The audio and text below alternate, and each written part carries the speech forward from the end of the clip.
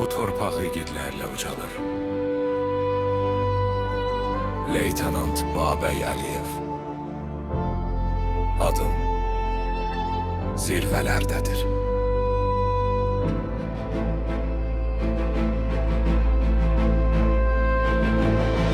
Naxçıvan torpağından yükselen bir ad, Çulfa yurdu bəxş etdim mərd bir övlad.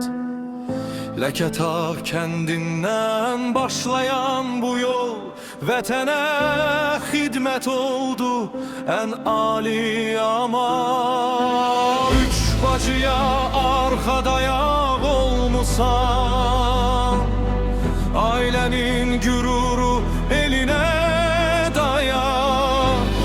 Sədaqətlə bağlandın müqəddəs anda, adın yazıldı şərəfli dastanda. Zirvələrdə adın var, ucalıq səninlə.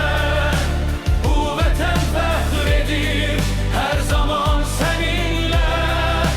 Qəhrəmanlıq yolunda şərəflə dayandın, adını tarixə qızıl hərflə yazdın.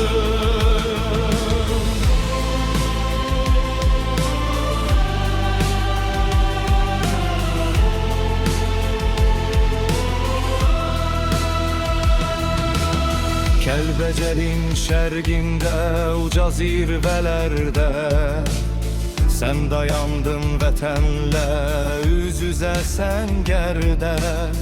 Buzluq dağlarında əks-səda saldı adın, səninlə ucaldı bu torpağın adın. Arzular yarım qalsa yolun tamamdır, sənin həyatın bir örnek bir andır. Əskər oğlu kimi şərəflə yaşadın, şəhidlik zirvəsinə ucal.